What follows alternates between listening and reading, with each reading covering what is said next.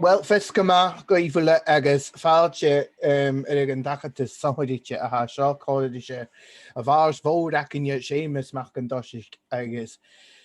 Well, a díiste ha seo hanani got díist ile ein upward chumód as an cort na Gaelic a chumal an arst siad Doli MacLennan agus Karen Matheson as an going ulla vo Capercaillie agus sé tlach go ha also vi could fáilte Odison cúteach agus Hammond agus gan cost an rif as a dead. So a bit in English for those that don't have the Gaelic. My name is Marcus Mackintosh. I'm the Gaelic coordinator of the Federation. Together with us tonight, we have three true heroes, our Makar Jim Mackintosh and two of Gaeldom's finest, Doli MacLennan and Karen Matheson. And as I said there, I can't think of two people who have contributed more to Gaelic life in Scotland.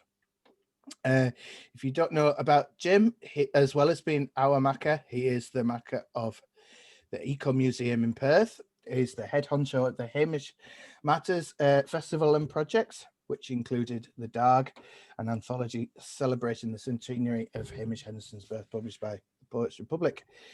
Has various titles in print. The latest is Flipstones, which was published by Tippermuir Books in 2018. And his bio is so long that I think I'll be here all night if I carry on. So I'll copy and paste it and put it in the chat box there. And this is one of a number of events that we have going on at the moment that's celebrating Gaelic literature and culture through the English language. And so we'll be carrying on through that medium so that everybody can understand. But we hope that you'll keep an eye on our Facebook page for everything else that we've got going on. And I'll hand over to Jim. Dalhorst. I would like to say that my Gaelic is poor. I wish it was more, Marcus, but thank you for that introduction. The one bit I recognise that is Hamish. and I always knew I was in trouble with my mother because I would get shouted at, and the word was Hamish was always the thing that she would call me. And of course, I suppose the common thread between us all, between Karen. Sorry, I've turned into Professor Jason Leach. I don't know if you've ever noticed he uses his hands a lot, but I've turned into this, doing this, and I'm pointing at bits on the screen that I see. So, I mean, Karen, at the moment, you're down here somewhere, and you're along there for some reason now, Dolly. I don't know how that happens. I'm up in the left-hand corner. You're up in the corner. You're the postage stamp there, yeah. The thing and Karen's middle of the right on my screen. See, I could actually just sit back now and just let Karen and Dolly talk about the good old days, because I think we would probably, and I fully intend to do that and try and control this as much as possible. But it's my great honour to call Doli MacLennan as a friend.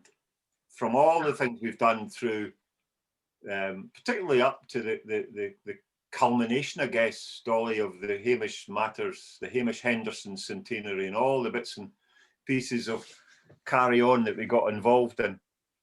And Karen, you and I are hello. Hi. I am the proud possessor of. I'll do the shameless plug first. There's the new Karen Matheson CD, and I can absolutely recommend it. Oh, You'll need a box of tissues by the end of it, because the last thing, of course, is A Fond Kiss. Are you going to sing that to us tonight? Are you? No, maybe not. Oh, but, you just disappeared off my screen. Well, if you've got time to sing A Fond Kiss, then everybody have their hankies ready, because it's a wonderful thing. Oh, thank you, Jim. Thank you. So welcome both. This evening it's a pretty laid back thing in as much as I make things up as I go along a little bit, but it's your evening. And I mean, Dolly, you mentioned there earlier, I guess the key, the cornerstone to all of our discussions, I think, and I'm looking a bit more towards yourself, Karen, about this as well, is Hamish Henderson.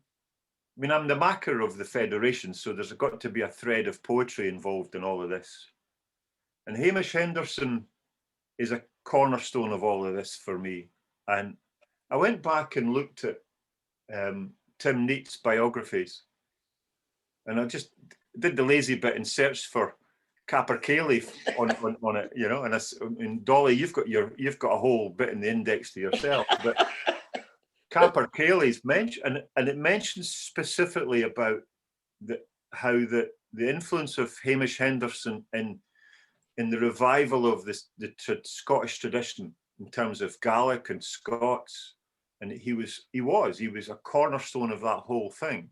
And he mentions Capercaillie and that they took up that baton. I didn't realise that. That's amazing. Well, that was my question. Yeah. Did you know that you were No. used as an example of how in the early days early days, I don't know when did Capercaillie, for example, I mean, you're just a bairn, as it were, you know, we're 1998, wasn't it? was it 98? 1988. 88, yes, it was about then when as we were talking about earlier, when we were doing the Crofting Act, Dolly, that was just That was the first time. But you said you were on a you had just started and you were on a what was it again? we had been put on a thing. There was a government scheme called the Enterprise Allowance Scheme. Wow. Kind of a pre-Thatcher thing, well, it was I think we were given £40 a week as artists. I remember that distinctly. That's right. Which was great at the time to go out and and live and work, and the first project we got involved in was with Dolly at Eden Court Theatre. And that was the 100th anniversary of the Crofting Act. Yeah. And Catherine Robbins, who lives just along the road from me now. What does she? Yes, and I see her. I should have told her this was on. Anyway, she got 8 different writers to write a piece about about crofting life. Yeah. And I think George Gunn was there, and Ian Crichton Smith, and and they all wrote different pieces. And the link between all the different pieces was Capercaillie on their first exposure. That's it. And you said your first acting part was a tree. Well, I was told not to mention that, but now it was Karen, a tree. What kind of tree was it? Well, now you're asking. I mean, my memory's getting bad, but that's not something that's stuck in my mind. The singing tree. It wasn't the whole of Capercaillie, so it was myself and Donald and Charlie. No. That's right. So the 3 of us were trees, and our highlight of the night was where we all stood up with a tree in front of us. And and I remember one night about skinny dipping in Galsby at midnight. That's Shush. right. Shush, Dolly. Giving away all our secrets. Jennifer, Anyway, it was a wonderful tour. I think there was a van stolen at one point. That story keeps coming back to haunt us. Oh gosh, I'd Not forgotten stolen. that. In some little village way up north, somebody decided to take a van. Well, there's lots of these stories, but we won't get into them. No, but one day I remember there were Klondikers outside Ullapool, and one of the stories was that was, I can't remember the whole thing, but that when we were passing the boat to Stornoway was passing the Klondikers, and they were trying to communicate with them, but the only thing they could understand between them was Maradona. Remember? Oh, dear God. Memories. So that was really good, that tour to commemorate the Crofting Act. And in those days, Eden Court was doing a lot of things. I did several plays, and I wrote a play called Search for the Seasons for Eden Court just very, very shortly after that. And we did 32 schools. And it was the folklore of the seasons in 2 parts. And I wrote autumn and winter first. And at that time, there was a project going on in Perthshire called Growing Up with Trees. Mm-hmm. And I got from them, we did 32 schools in the Highlands, and it was in English. And I got 32 round trees and 32 hazels, because I was telling of the magic of the trees. And we planted them at each school that we went to. So that was in 19 88, and I just wonder if they're still alive. Oh, magic. All those trees. Well, It was just saplings, so the saplings were just to, yeah. Dolly, Yes. Dolly, the last time you and I hugged, well, and I say that quite deliberately. I haven't had a hug for over a year from anybody. Do you know, I say that deliberately because you're probably, I think, other than, and I'm looking to see if Sheila Templeton's here as well, because I think the last two people in the world I hugged was you and Sheila Templeton, and that would be, I'll tell you, it was the 8th of March last year. Oh, that was at At the Bayer Theatre. yes. I got a lift from Steve Byrne. Yeah, and it was it was the kind of the culmination, as it were, of Hamish's centenary that we had done with the poetry and all the rest of it. But that was the last hug I've had then. Yeah, that was the last hug I got from myself. that night. Was Sunday the 8th of March. Oh, there's Sheila. I'm waving to Sheila now as well. So the thing for me is, one of the things you did that night was, I think it worked. I mean, it was your idea and you take all the credit for it. But what we did was we got an old piece of archive footage, and it was yourself in the pub in Edinburgh. In Habby's How. Yeah. Do you want to tell the wee story about that? It was Songs of Scotland. And we filmed it out in Habby's How at the foot of the Pentlands. Aye. And Hamish and I are singing Bonnie lassie, I lie near you, young bonny lassie, I lie near you. And we're doing a sort of duet. Yeah. And I'm very young. So we played that, and I sat in front of it and sang. And I thought you were very brave that you would actually sit now and well, you would be just in your early 20s at that, were you? Or, yeah. It was yes, very early 20s, yes. Yeah. So not long after you'd first met Hamish Henderson then. 1958, I met Hamish. Yeah. Spring of 58. Mm-hmm. I don't know. The night the Edinburgh University Folk Song Society was formed. I met him and Stuart McGregor that evening, and that was the beginning of a friendship that lasted in all the life. Oh. Yeah. I've got letters here from him from 19. That's the early one. December. This is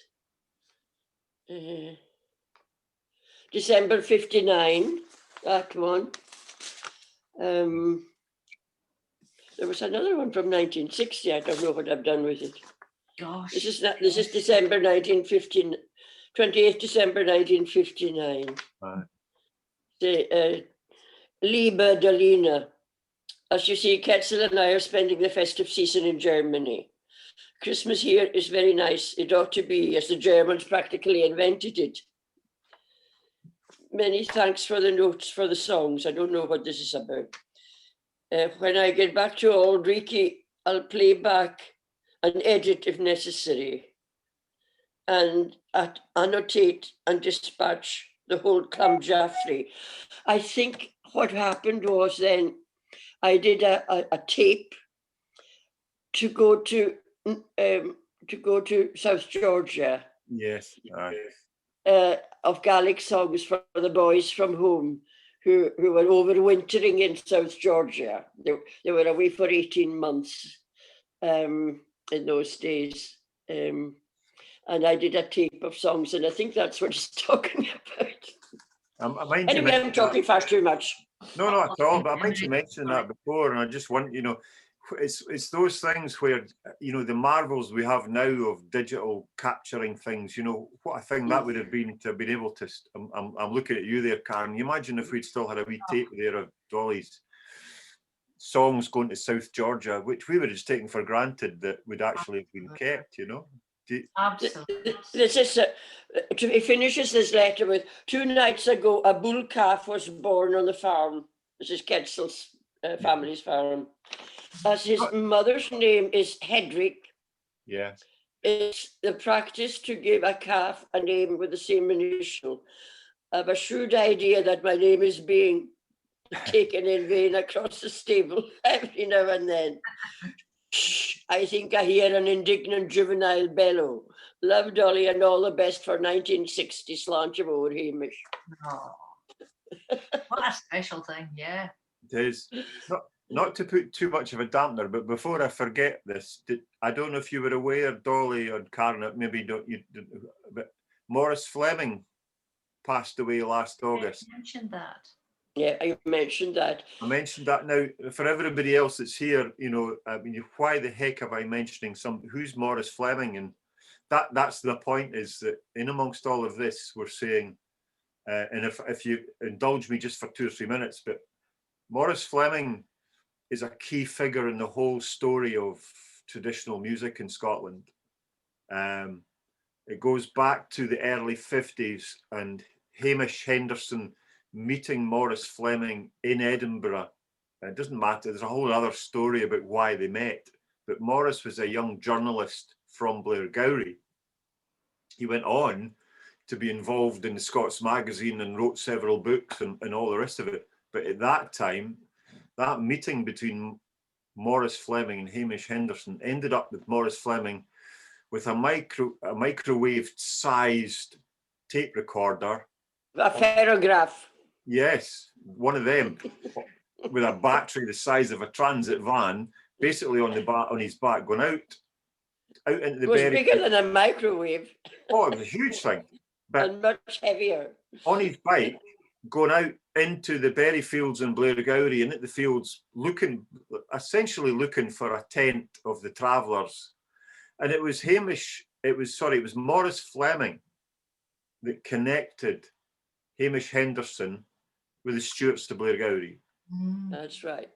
Now, you know, if you look at Hamish's side of the story, if you look at Maurice, I mean, I was blessed with, and I can only call it an audience with Maurice Fleming 18 months ago.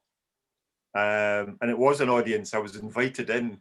I'm still waiting for a cup of tea because I didn't get asked for one. But and I'm going to get to the point here. But Maurice Fleming was very much instrumental in the whole story of the revival of traditional music. And I'm not suggesting for a second, Karen, that you wouldn't exist or Capercaillie wouldn't exist or Dolly, but he was the part of the juice that got Hamish up and running again. Hamish had almost not stalled, but he'd kind of reached a wee bit of a dead end, and all of a sudden we got the Stuarts of Blair, the Berryfields of Blair, we got Belle Stuart, and we got then of course Sheila Stuart, and I am still honoured to this day that, I mean, two of my best friends are Hamish and Ian McGregor, who are Sheila Stuart's sons, and it opened up a whole new thing about traditional storytelling and all the old stories and all the old songs and poetry that exists in Scotland. And Maurice Fleming, bless him. And I remember the thing I'm going to, and this is where we get back on to being a Makar's job tonight. And I said to Maurice, and I had George Gunn's words ringing in my ears when I spoke to Maurice, and George had said to me, mind and tell him that Hamish was a poet. So I said, so Hamish Henderson was a poet then, Maurice? Good heavens, no. He was an archivist. That was his job, Jim. That was his job. And I was put in my place, and I thought, okay, I'm not going to argue with you here because, you know, I might get thrown out less my cup of tea that I never got. But it was essential for me. There's that distinction of Hamish Henderson was a poet, or was he an archivist? Was he doing his job? I think he was one of the most underestimated poets of our time. And it's only recently that his full collection has come to being. But what do you think? How important is poetry in all of that? Is poetry important to you, Karen? Is it a thing? Yes, of course, as you know, as a singer, obviously, and I suppose on the same level in the Gaelic, I've done a lot of following Margaret Faye Shaw, you know, and John Lorne Campbell, all the work they got, and there's now in the archives at the School of Scottish Studies. So, and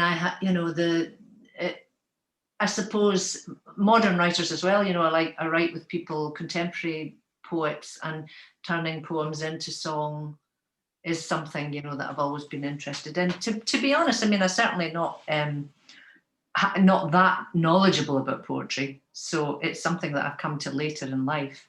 And the song would have come first, you know. I always thought of songs before I would think of poems, but it's a song, not just a poem with some tune. Yes, like I was saying, yeah, absolutely. And you know, that's one thing that we've been quite excited about doing, has been taking poetry and setting it to music. That's always a, you know, gives you a twist. But, I mean, you were surprised there that I obviously kind of mentioned the fact that you were in Hamish's biography, but he wasn't that much of an influence. Who were your influences then? Who do you say? Well, you know, before you became a tree, or what drove you on? What drove you onto the road? What was your thing? What? You mean musically? Yeah. Yeah, well, I suppose I grew up in the wee village of Tynalt on the west coast, where traditional music and song was very much part of the community. We were very lucky. We had a really thriving area there. And my mother was from Barra. My father's family were from Skye. So there was always music in the house. It was very much part of, you know, growing up. My father played the accordion. So I suppose Oban High School was the kind of springboard for Capercaillie. We used to play at Cayley's and went out to the Mull Music Festival one time, and were heard by the BBC, and that kind of led from one thing to another, and Capercaillie was born, if you like. I mean, we were still at Oban High School, so we were very young. So was Gaelic spoken in the house then? That was the language of the house, was it? It was no, it wasn't language of the house. It was the language between my grandmother and my mother, but not the language spoken to us, which was quite right. A common story, I think, a common thread. My mother never encouraged me to learn Gaelic or speak Gaelic. Right. Why was that then? Was it discouraged or encouraged? Or? Yeah, very much. She came from that whole generation that was very much frowned upon. Yeah. You know, she was. Yeah, people would say, "Dave Aim had the Gaelic." Yeah. She didn't absolutely do me any good whatsoever, you know, to be learning or speaking Gaelic.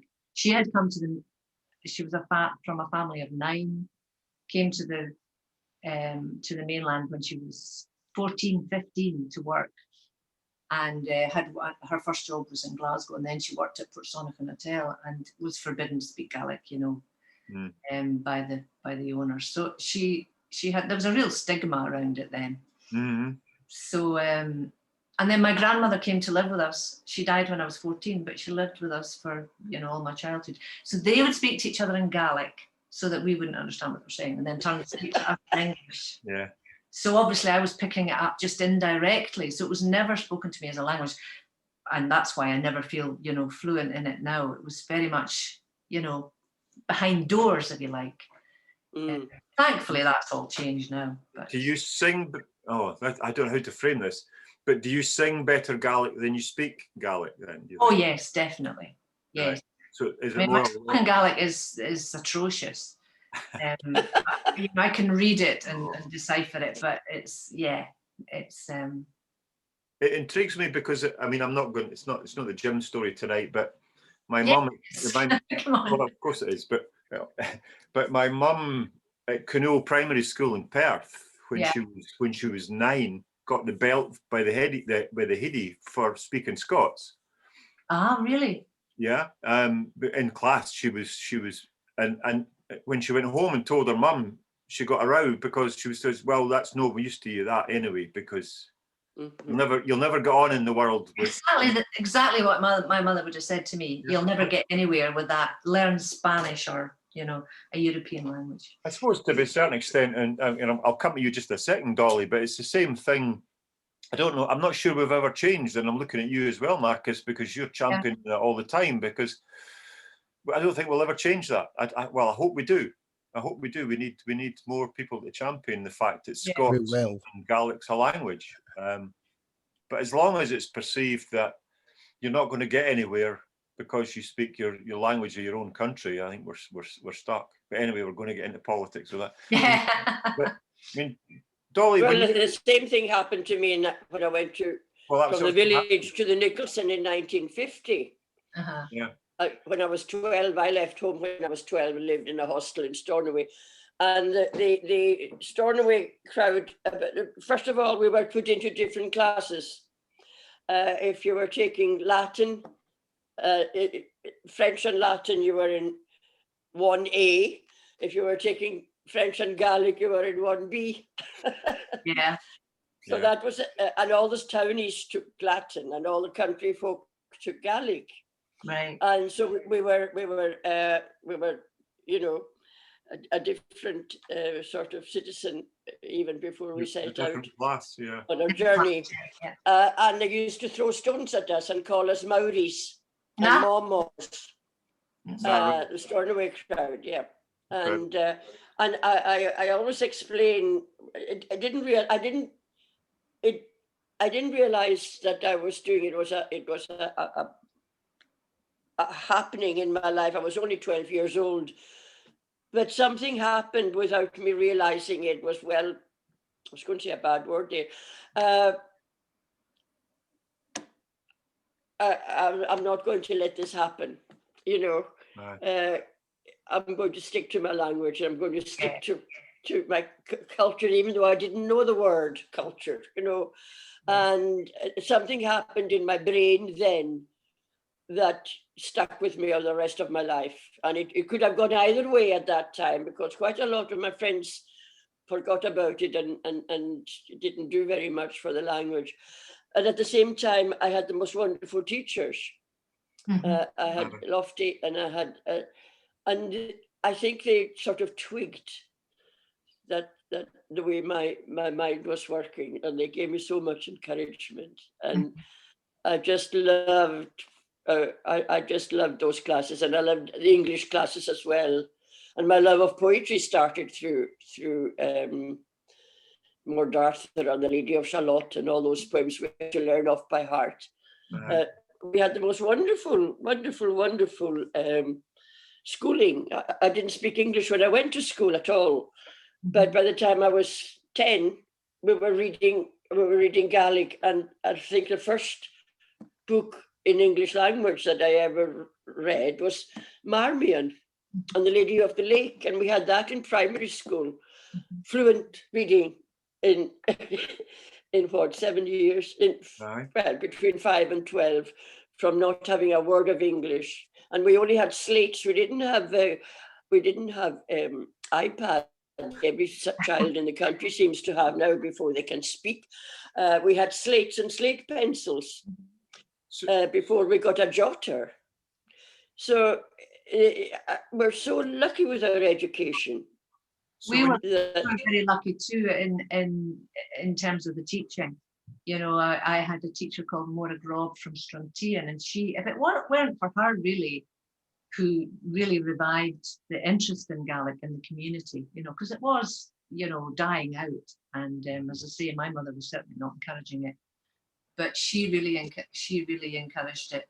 All the pupils in the school, not only the singers. If you couldn't sing, then she would teach you Gaelic poetry. You know, she'd be sure involved in some capacity. But also in Tinal, we had Ian Crichton Smith. Of course, you did, yeah.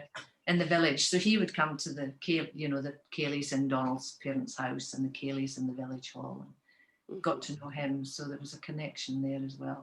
And that gave you that sort of, I suppose, not the permission, Karen, but the realization that actually, that's okay. You're allowed to speak that. You know, you're allowed to be that. Exactly. I mean, I did my higher Gaelic on Duncan Ban McIntyre band, and I did my English on Chaucer. Right. The Partner's Tale, because I hated Shakespeare. I couldn't get into Shakespeare at all. But Chaucer's language was so like Gaelic because it was bawdy. And it was much, much closer to my understanding of it was more real to me than Shakespeare could ever be. And when you're brought up in you can say things in Gaelic that you can translate it, you would be shot for anything now. But yes, so that. So, Dolly, when you arrived then in Edinburgh, did you have some sort of impetus with the Gaelic? Did you feel you were on a mission then to tell everybody? No.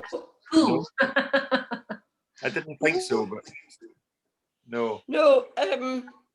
Well, Christine, my friend Christine Fletcher, she did speech therapy. I was doing occupational therapy, and we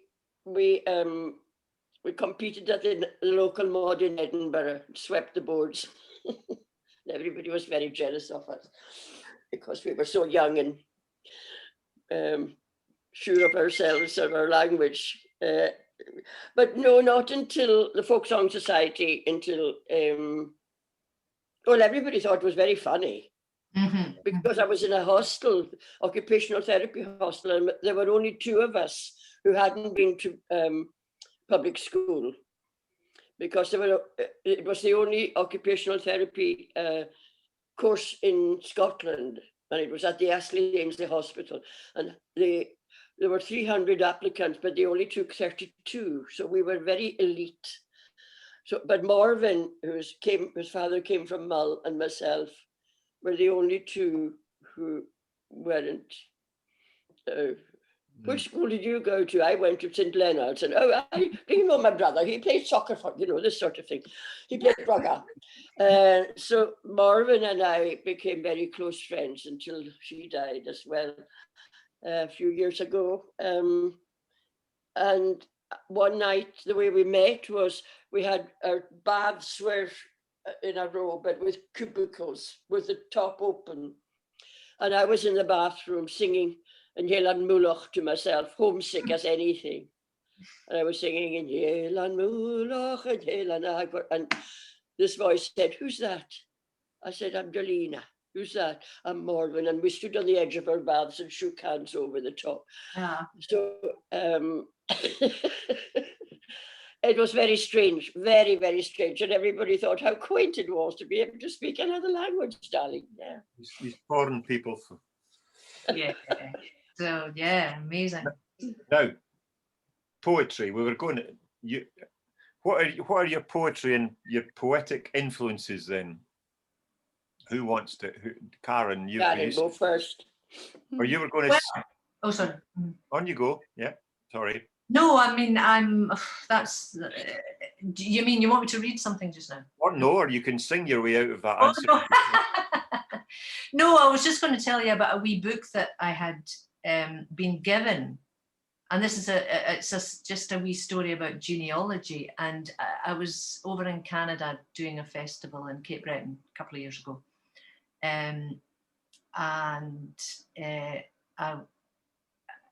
I had been doing some family tree research, and there was a family called of the McSweens who had left Barra way back in 1780 or something like that. And no, it was 1871, that's when it was. And I was tracing them when I was over at the festival. One of the descendants, 6 generations down the line, had come to the gig, and got chatting to him afterwards. And there was a family of 9 children. Parents and the family had gone off on this ship, the William Tell, left one son behind, and who I'm descended from, and this guy was descended from one of the other 8 children that had gone. But as I was leaving, this guy came up to me and gave me this fantastic book of poetry, and it's by a reverend called R.J. McSween, and he was a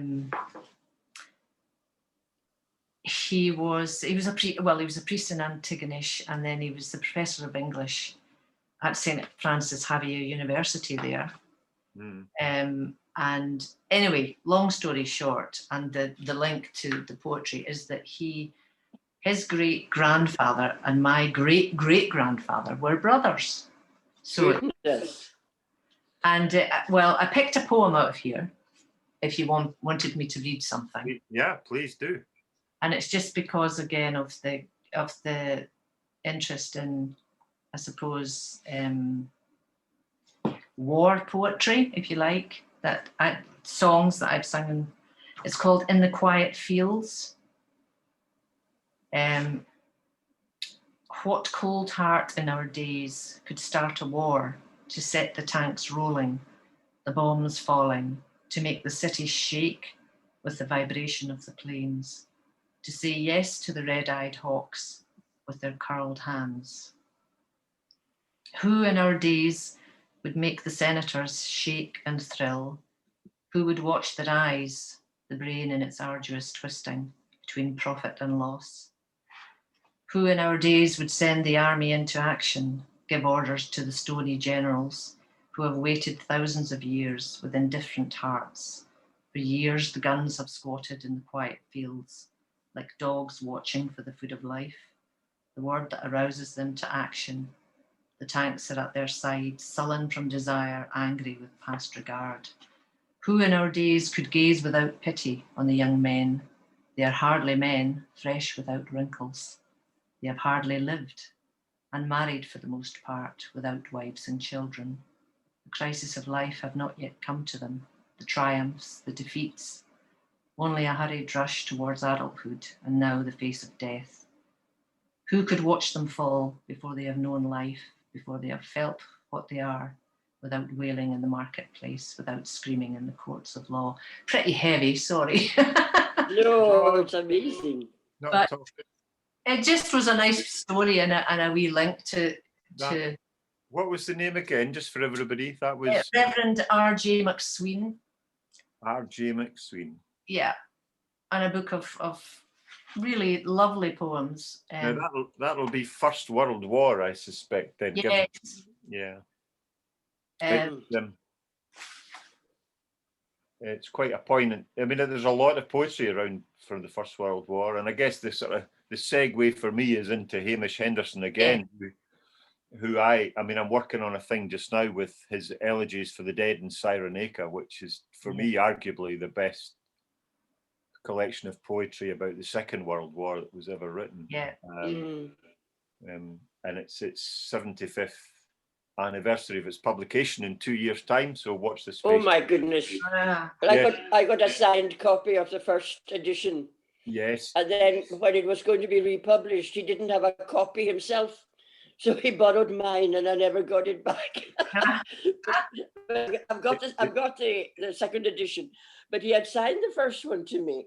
And, but typical Hamish, he didn't have a copy himself. He was a nightmare for that. I'm still here, by the way, but I just went to one of the bookcases because. Yes. And I'm again, this is about me again, but it's signed Best Wishes Hamish. Lovely. But it was, I think it was after about the third book of poetry that I'd published. My mother, dear old mother, who's still about, 91-year-old mother, she hands me this book and says, "Oh, you better have that." "What's that?" I says, "Mum, that's a book signed by Hamish Henderson of his elegies." Yeah, I've had it for ages. Says, he gave me it back. So, and it was that kind of classic. "When were you going to tell me that you met Hamish Henderson?" "You never asked me." "Mum, I'm running a bloody festival in Blairgowrie called Hamish Matters. When were you going to tell me that you'd actually met him?" "Oh, you never asked me." "Mum, you were at the festival. You've been at the Capercaillie, you know." "Oh, well, okay." Anyway, so I'm away off on me again, but that hopefully will appear on a stage near you sometime soon in the next couple of years. Yeah. Well, I'm honoured to be on the cover of his collect poems. You are. Well, have I got to go back up to the shelf again? Oh, you're going for your copy, are you? Okay. Dolly, come back. Are you going to read it? Oh my goodness. Yes, we're all going to hold up our Hamish Henderson copies now, right? That's the that's Sandy Moffat's 8x5 portrait of the singers who were around in 1959. Well, it was unveiled a few years ago, but it's been on tour, and it's going to go to the Portrait Gallery, hopefully. yes. It's got Jeannie Robertson, Hamish, Willie Scott, and Willie all Scott, that. So, yeah. and there's me at 1959, right there. I was very embarrassed when I saw that. There's a few copies of it getting shown up here as well, I think. Yeah. Well, not to name check too much here, Dolly, but Sandy Moffat I was speaking to this morning, and he said to send his regards to you. We were we're waiting for Sandy and I meeting in Waterston's upstairs in the Waterston's cafe regularly for afternoon. As soon as we're allowed, yeah. He's doing a thing with me about George Mackay Brown at the moment. So right. Anyway, that's a complete. Anyway, hello, Karen. Are you still there? I am, yes. Dolly, you're going to. Dolly, were you going to read a poem for us? Did you say you had a poem you wanted to read? Well, this is very interesting because it's also got a letter. I've written a few poems myself, but this one I was on my way from Blair Athol to Ullapool on my way home, and I stopped at Landmark in Carbridge, and I was having a cup of coffee, and the ice, the wee pond there was covered in very thick ice. And I just took out a pen and I didn't change a word of it. It just happened like that. And it's called Ducks at Carbridge. And then I showed it to Norman McCaig one night, and he wrote a letter to me about it. So this is quite interesting. So this is it. What is the language of ducks? How does the female tell her spouse how beautiful is his shiny green head? How do they complain of the cold? How do they say, well done, when they manage to keep their footing on the ice? Or, that's right, darling, you tuck your head under your wing and I'll get the shopping. There are so many duck words, and all we hear is quack, quack. Lovely. And Norman, there's a letter from Norman McCaig. What did Norman and he say? Says, he says, dear Dolly, your poem is something in my head since I read it. Your poem is singing in my head since I wrote it. It won't go away. How did you get the idea? Never mind the expression of it. It's a wee honey. Well, that's nice to have. Well, that sounds like Norman. That's Norman being quite polite, probably, I would think. Yeah. Oh, yes. He used to say to me, sing me one I haven't heard, or sing me the Isla one. I said, I sang it last night, sing it better tonight. And this is what I wrote. This is what I wrote for John McLean. In 1979, there was his 100th birthday. And at the festival, Freddie Anderson had written a play called Crasivi, and it got a fringe first. And then the following Sunday, there was a big reception in the city halls in Glasgow. It wasn't the city hall, it was one of the halls, it wasn't the actual city halls. It was, or it could have been, it's a big hall anyway. And we were all invited there to celebrate his birthday. And the provost was there. And those, such as those, were invited upstairs to a special dinner. I was invited, but I just couldn't go. So I wrote this. At last, a first for you, McLean, on your 100th birthday, on the fringe, where they always try to keep you. But tonight you are the focal point. Chains are glittering for you, but not the kind of chains you are used to. And we are force feeding ourselves in your honour. I felt very strongly about the fuss that was being made of him when he was treated the way he was when he was alive, imprisoned and force-fed, and it seems such a mockery.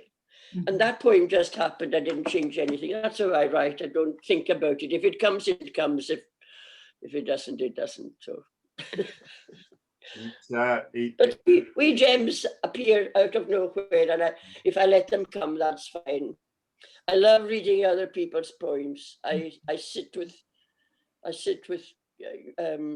collected verse books, dozens of them in the house, and I just open them and read.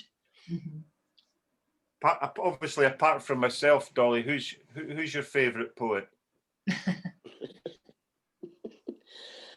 I don't know. I like your attitude. I love McCake's poetry. McDermott's is very deep. I've got to love it, most of it. Hearing Alan Rioch, Professor Alan Rioch and myself have a show that Old Ugly Edwards wrote for me in '79, which we did at the official festival. And Alan Rioch and I have started doing it. We've done 2 or 3 performances of it now. And it's readings of McDermott and his life and things. And I've got to understand it, hearing it being read over and over again. But I didn't know Scots until I heard Jeannie Robertson singing.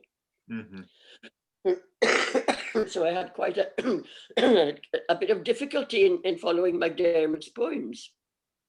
I think that's the point, and I'm looking at you as well, Karen, because for me, if Scots, I mean, I don't know a Gaelic well enough, but if you look at, for me, Scots poetry, even if you go right back to Ferguson or Burns, and even if I may, and I'm not comparing myself with any either of these, but the poetry, and Sheila Templeton's another one. Hello, Sheila.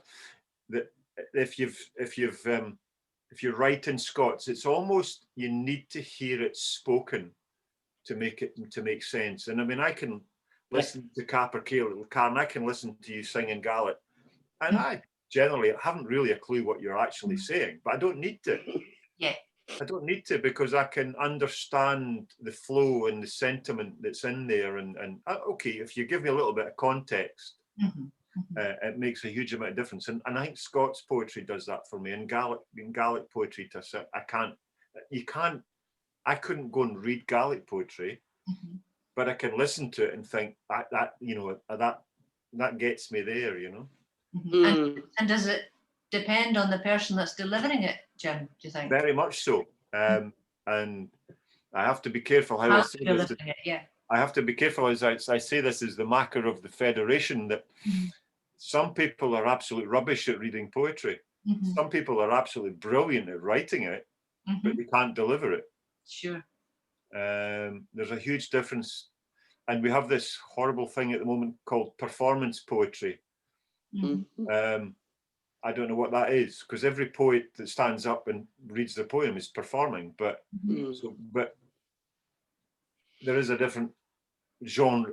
Genre is a horrible word, but there is a different kind of section of called performance poetry. But yes, some poetry needs to be, and it's interesting what you said there, Dolly, where you pick up a collection or an anthology, and you don't read a book of poetry right through. It's not supposed to be. You pick out a poem that you just find a gem here and there that just you look for one that slaps you on the forehead occasionally and says, "Oh yeah, that's I really wanted to read that," and that just changes the direction of your mood. That's what poetry is for.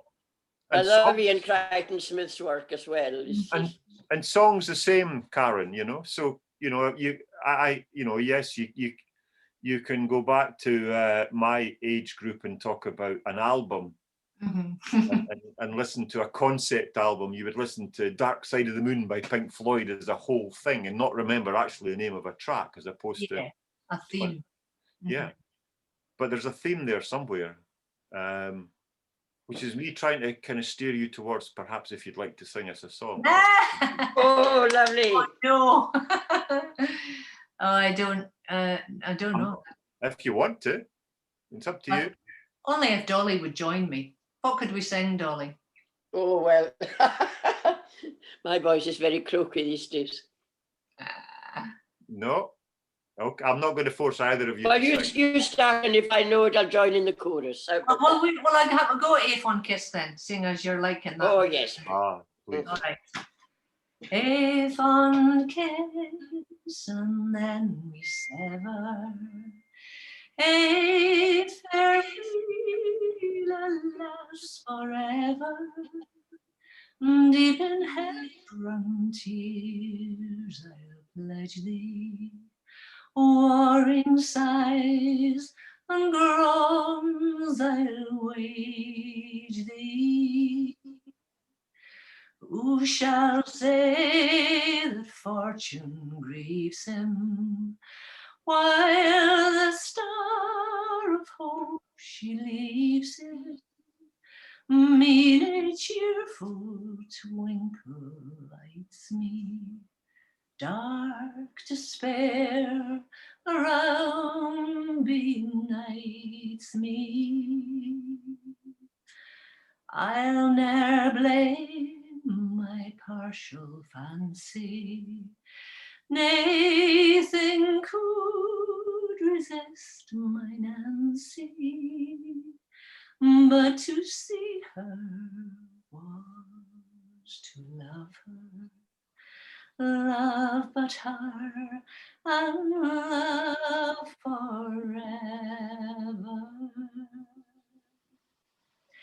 Fare thee well, thou first and fairest, fare thee well, thou best and dearest, thine be e'er joy, treasure, peace, enjoyment, love and pleasure.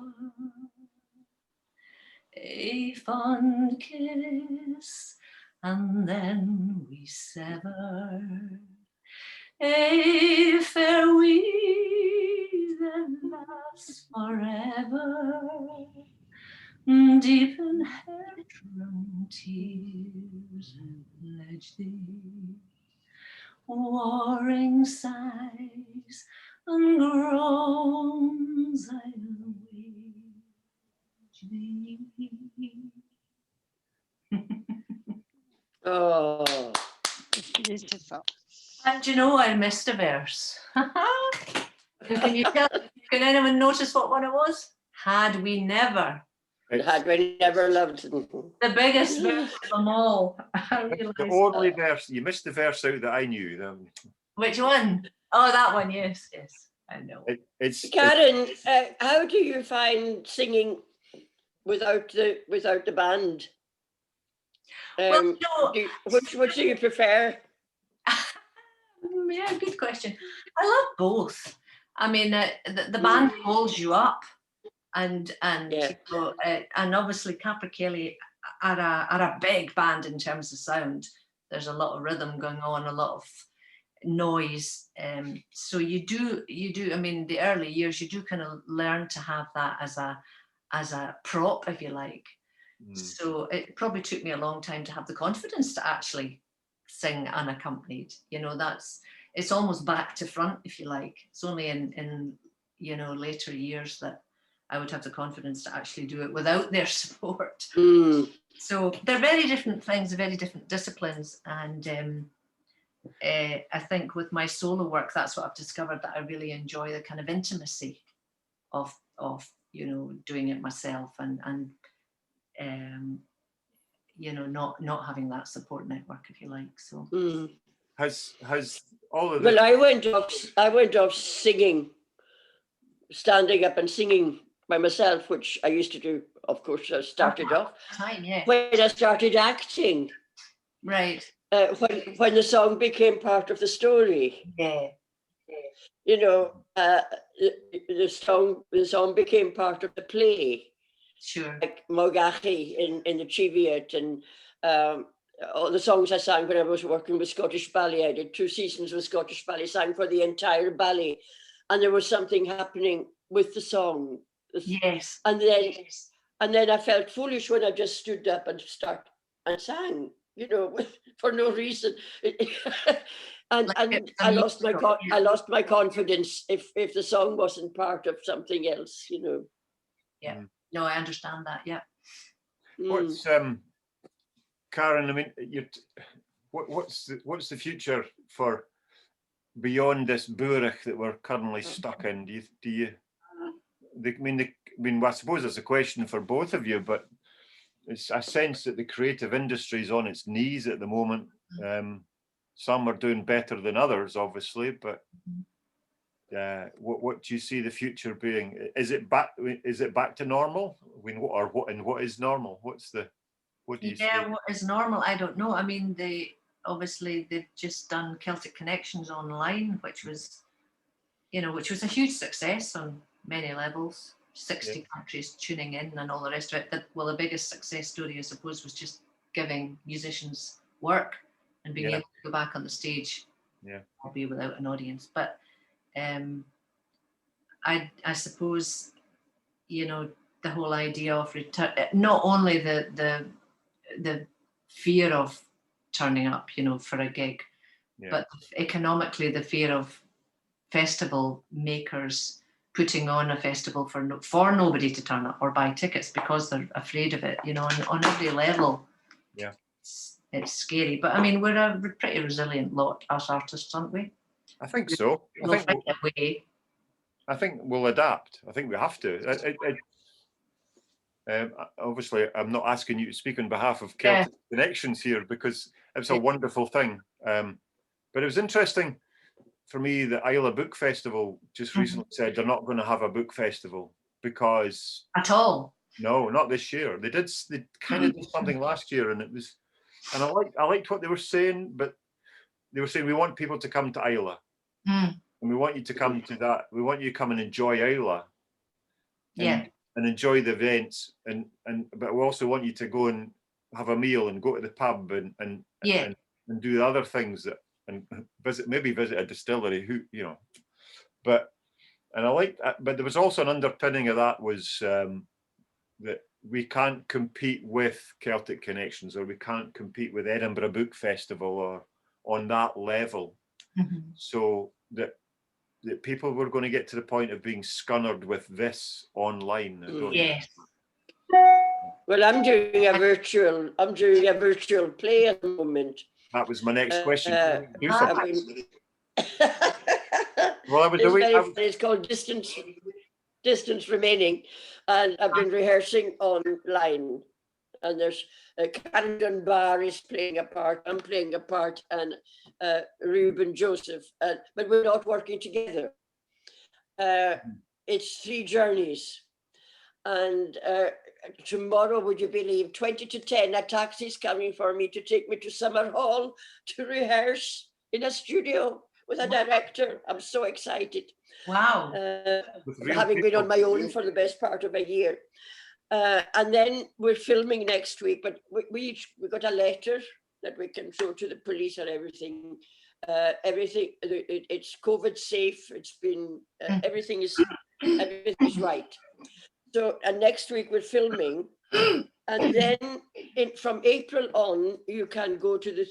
It's a virtual tour, so you can, if you want to go and see it in Aberdeen, you get tickets for Aberdeen. Then it's in Perth, and you can get tickets for Perth. You're in Perth, yes. Horsecross, yes. I've been told that. I've been told to promote when it's all edited, it should be finished by the middle of April. Yeah. So it's a virtual tour. I think it's a very, very clever idea. And I'm loving it. But she's an awful woman altogether. Oh dear me, she's an awful woman that I'm playing. That's great. That it can. It's me that sings what she's saying at all. It's her. Is it? It's great fun. It's wonderful. So it's somewhere in between the two then is the answer, is it? Well, yeah, I think I was speaking to Ewan, our bass player, a few days ago. He lives in Holland, but he works with a brilliant Spanish guitarist called Vicente. And they did a gig last week in Barcelona to half capacity. So they had 300 in the audience. Mm-hmm. And he said it was wonderful. So they somehow have managed to do that. So right. I think that's the thing. There is hope, yeah. I don't think we're doomed. I just think we need to be smart about it. And I just think that somewhere between the two lies the best answer, probably. Yeah. I mean, I'm the notional program manager for the Hamish Matters Festival, and I mean, we're already. I mean, that's not till November, so. But we're already looking at, well, we can't be Celtic Connections, we can't be Edinburgh International Book Festival, but we can be somewhere in between the two. Yeah. So we will do some online events that give us that global reach that people that can want to connect with Hamish Henderson. But then we'll still have the People's Capercaillie on the Saturday night, Dolly. Yes. Well, and we'll do things like, and you, Karen, as well, if you'd like to come. Absolutely.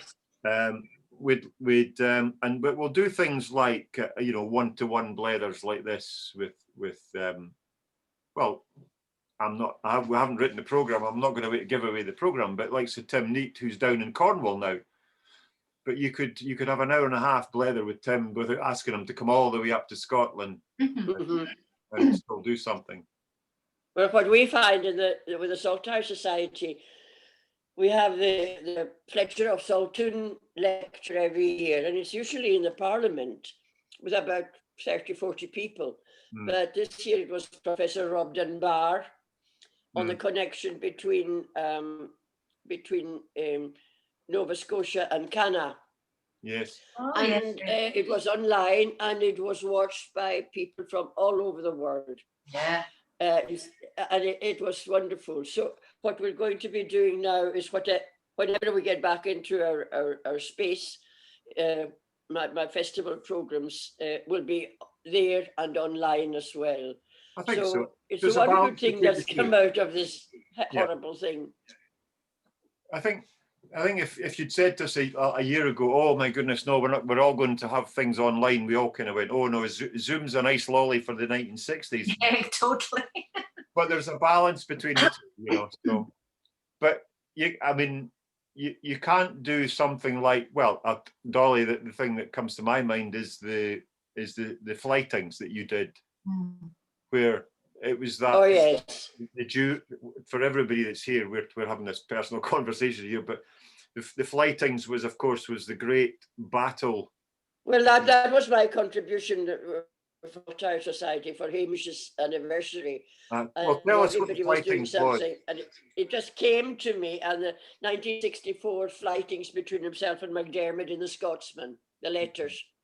And I had people reading all the different letters, and it was Ketzel was rid of all the things. It was hilarious because you read the letters and they're interesting. At the time, you couldn't wait to buy the Scotsman every day to say which letter was the best, It went on for months and it was wonderful. And then in the first traverse was upstairs, just down from the castle.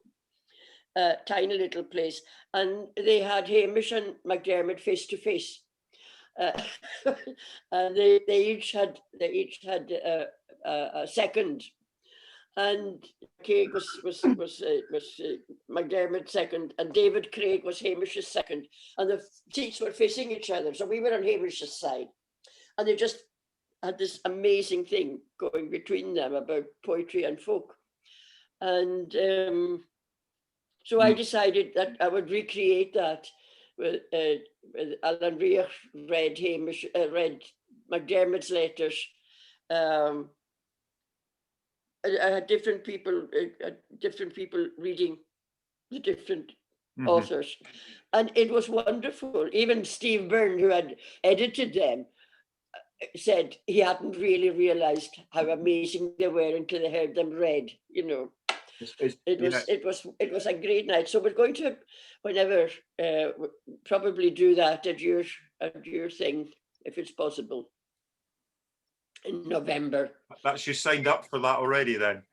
I think, but yes. Well, I was going to ask you about that, but I think it would be a wonderful thing to take to Hamish Matters to let's have the, you know, what you've missed out there was, of course, you asked the audience to, when you come in the door, you're yes, there was a hat and they picked up thing, and if it said Hamish, they went to one side. If it McDermott, they went to the other. It was a creation of the travel thing in 1960. So you're either a McDermott or you're Henderson, and you've got a vote at the end. That's right. So, well, I'm looking. Yeah. I'm already badgering the committee to have you bring that to Hamish Matters. It'd be nice to get that into a live audience and get the crack and because it's back to what we were saying, Karen, both of you, about that kind of, you know, it sounds pretty dry unless you actually see it and you get that. I mean, the original letters were over so long a time, but when you look at McDermott, huge, I mean, giants of Scottish culture, McDermott and Henderson, clashing heads. But they actually had this huge respect for each other. I wouldn't have trusted either of them with a sharp object in a dark room together. You know, I think they would have. I think that would have been a version of Cluedo that would have been. It was a flighting. It was a. Where can we read them? McDermott, immediately after, before McDermott said that he had been to this festival Capercaillie thing, and he heard a lassie singing a Gaelic song and a traveller something or as he said, and he said it was his favourite thing of the whole Clonjaffe of the festival. So he was just pretending. Aye. You know, it was all words. It was all words. It was beautiful words. But I mean, I think the point was that when Hamish dedicated basically one of the festivals in the Capercaillie to McDermott, and McDermott realised, oh, you actually, you know, I mean, oh yes, it massaged his ego to a huge extent because not that it needed much massaging, but anyway, that's for. It was one night with McDermott and McKeag. They flighted all the time. You know, they were like brothers, but they just went on, and I was there, and up at Leamington Terrace in Norman's house, and Chris, as we called him, was telling Norman that his poetry was rubbish compared to his. Yeah. He said, "Yeah, your poetry's trite rubbish." And he said, "When I go, I'm going to leave a word of wealth to the world." I can't remember the words exactly. Going to leave a wealth of poetry to the world. But when you go, Norman, and quick as a flash, Norman said, but Chris, I'm not going.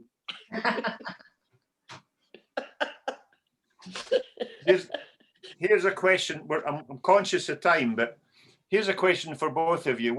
What do we do to make sure that Gaelic continues to flourish in the world today? What do we do? Marcus's ears pricked up there, but what would Marcus do? Oh well, he'd get arrested if I could just a bit. I'd speak it as much as possible. Just keep the interest up. Yeah. Keep the interest up. There's so much angst against Gaelic. Anything new that money's been given to this or that, the papers are full of it, and people writing excruciatingly nasty things about the language, which puts people off even saying that they've got it. It goes right back to what I was saying at the beginning about being made a fool of for speaking Gaelic when I went to Stornoway in 1950. That still exists in a much bigger scene. Because it's in the newspapers, letters from prominent people. Well, they think they're prominent. What But the youth now, though, is very different and very, you know, to what it was when, well, certainly when I was young. It's very, you know, there's a much healthier scene now, isn't there, Dolly? Oh, there is much healthier, but you still get this. Through the You arts. still get, and people listen to them. That's the awful thing.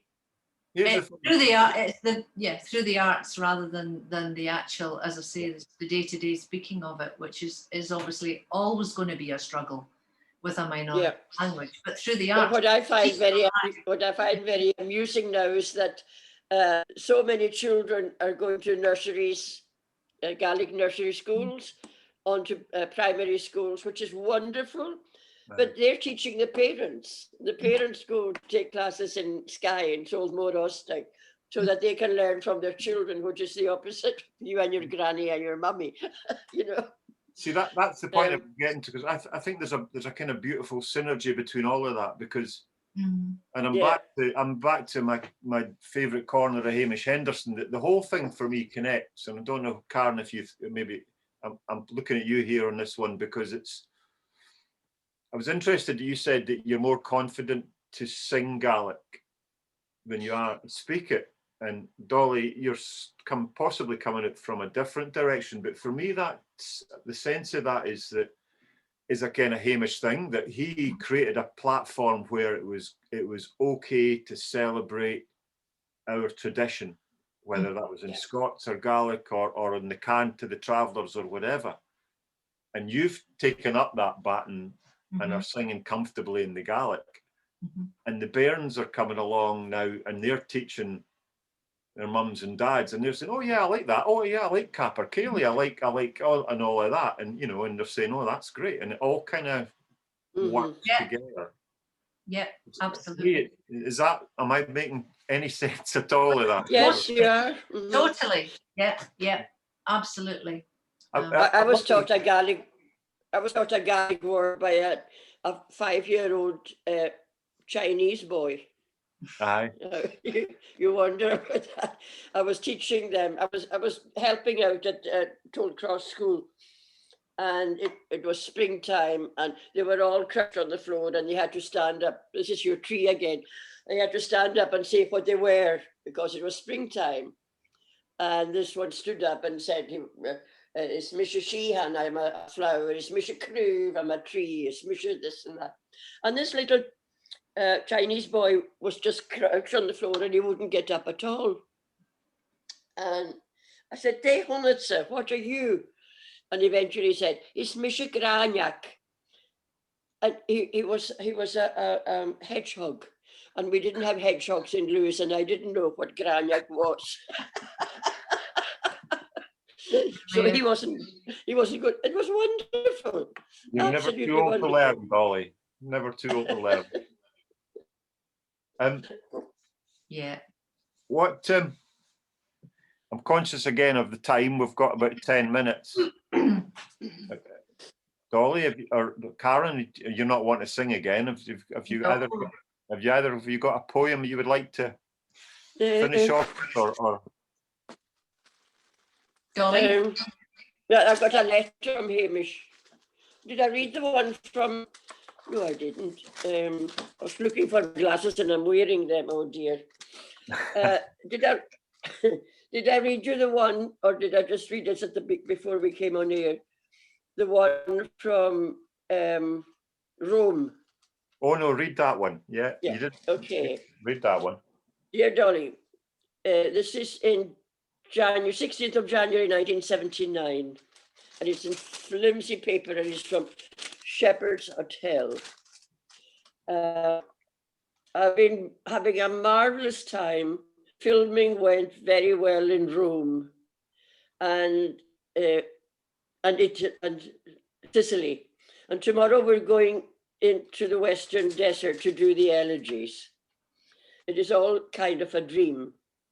I couldn't resist sending you this on Shepherd's note paper because of the Latin inscription where it says, "He who drinks the water of the Nile will drink it again." In Sicily, we found the little Highland edition war memorial, which overlooks the battlefields on the something, and I can't see put that out, with Etna towering up in the distance, a fantastic sight. I doubt if many other people have seen it since it was erected in 1943. Love to you all. See you soon, Hamish. Yeah. And it's from Shepherd's Hotel with a Latin. The Shepherd's Hotel. Mm-hmm. Fantastic. That would have been, It's so flimsy. that would be when he was filming. He went over to film. The elegies. Yes, I can't remember. Well, I'm looking across at my bookshelves here. I've got a copy of the film. It's one of the ones that Pellicula did, Douglas Adie. It was not Journey to the Kingdom, it was the other one. Oh, somebody here will remind me. And he had a terrible, terrible row about the title. Aye, and I can't remember it.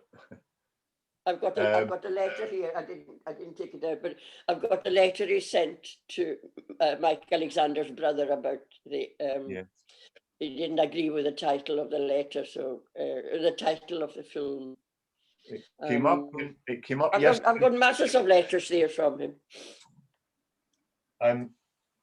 I'm boring everybody here, but I'm plugging again. Just in my post yesterday came a new book of poetry from Pino Merio.